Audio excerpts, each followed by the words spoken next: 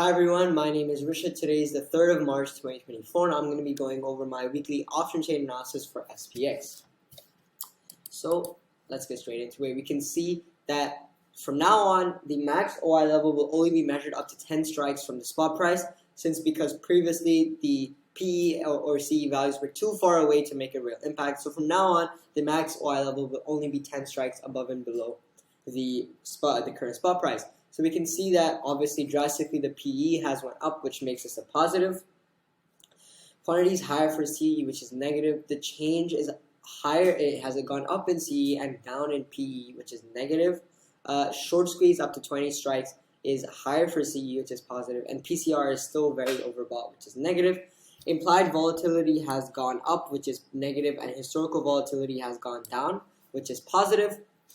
Next, RSI has gone up, which is a positive. We've introduced two new technical indicators, which are divergences for the RSI and volume. We can see there's no divergence for the RSI, which is obviously a positive since the price action is currently going upwards. Volume divergence does exist, which is actually a negative, a very important one at that.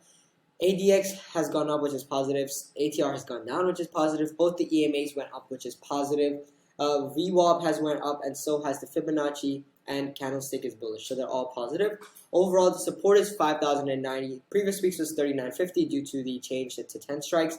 Resistance is 5,100. Last week's was 5,050. That's all for now. Thank you for watching. Enjoy, and I will see you next week in the next video.